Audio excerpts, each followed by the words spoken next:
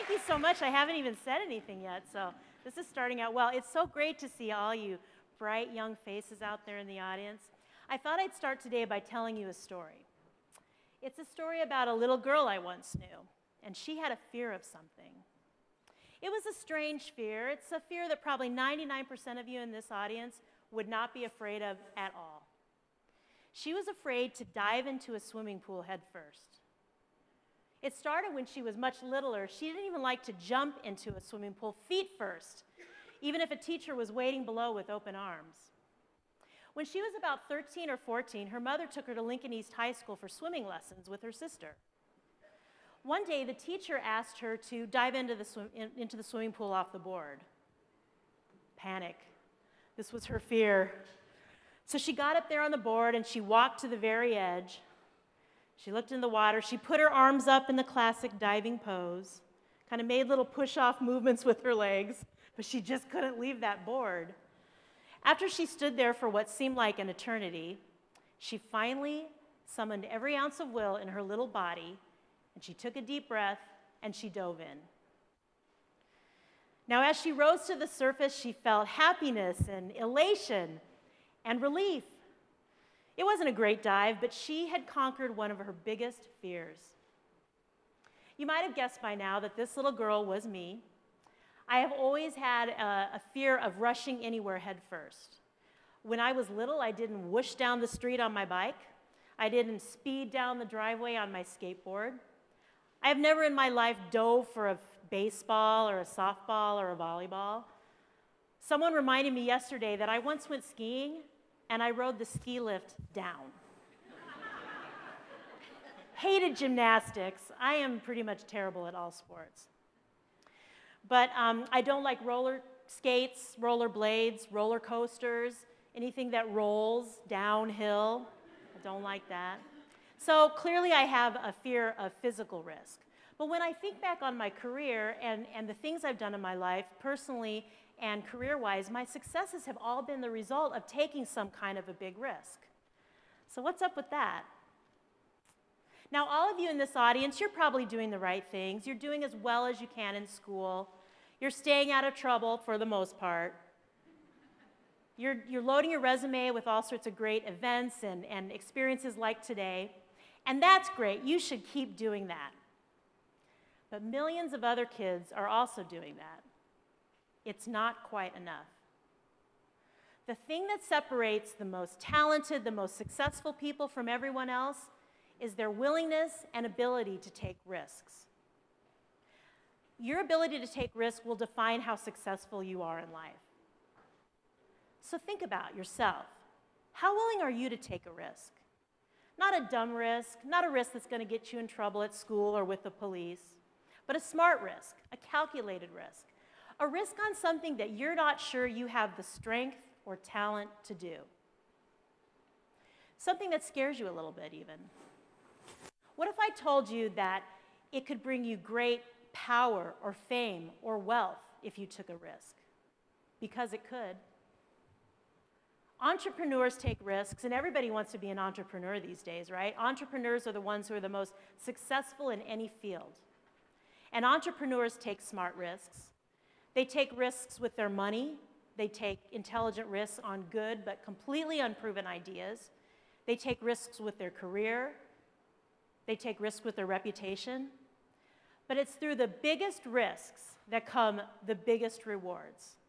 You have to take a breath and just dive in. So while I'm afraid of physical things, when I look back on my life, now that I'm older and wiser, I realize that I've had 3 moments of truth in my life where I took a risk and it paid off. The first one came when I was about to graduate from UNL. I had 2 job offers. I had a full-time job offer at the Orlando Sentinel in the news department. I also had an offer for a temporary internship at the Chicago Tribune in the sports department.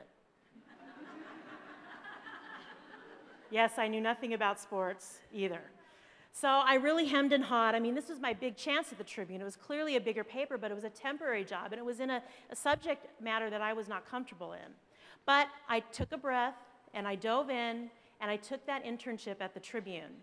And when I got there, I completely immersed myself in sports. I learned everything there was to learn about it. I did really well at that internship, and then at the end, they offered me a full-time job. And I've now been at the Tribune for 23 years in many different jobs, but culminating in the job I have now, which is managing editor of the newsroom. And in my job, I run the newsroom day to day. So when I look back on that decision I made when I was only 22, I realized, like, what a pivotal, life-changing decision. But it worked out for me. So the second moment of truth came when my company, the Chicago Tribune, asked a group of us younger employees to figure out how are we going to get young people to read the news. This was more than 10 years ago, and it was just the beginning of the migration from print to digital. So lots of things hadn't been invented yet. There was no iPhone, there was no Facebook, there was no Twitter. So we suggested something kind of radical for the time. We wanted to start a brand new newspaper with no old people baggage. We wanted to start a new newspaper from scratch and make it just for people in their 20s and 30s in Chicago. So our bosses said, yep, go ahead, green light, and the newspaper Red Eye was born, and we started circulating 150,000 copies on the streets of Chicago every weekday. Now, there came a time just before launch when they asked me if I'd like to be the co-editor of this project. And again, I hesitated. You know, a startup is a big responsibility. It's kind of a blur. I knew it would be a big job. I also knew it would be a very public, risky bet. It could fail, and if it failed, everybody on the streets of Chicago would know it, and my face would be attached to it. Well, I took a breath, and I dove in, and I did accept that job, and I became co-editor of Red Eye. And I should tell you a little bit about Red Eye right now. It is young, it's fun, it's smart, it's humorous, it's a little edgy. Your parents might hate it if they saw it, but I think you would love it. The critics didn't like it. They thought it would last 6 months and that it was stupid and dumb and shallow. But they were wrong, luckily, and Red Eye just celebrated its 10th anniversary, and it's been a huge success. It's completely woven. Yeah.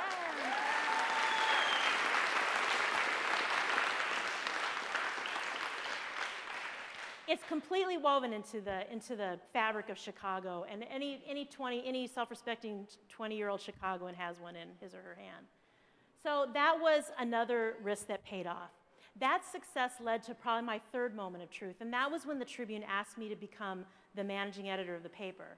Now, the Tribune is an iconic American news brand. It's 166 years old, and it's no secret that the newspaper industry is going through a lot of turmoil.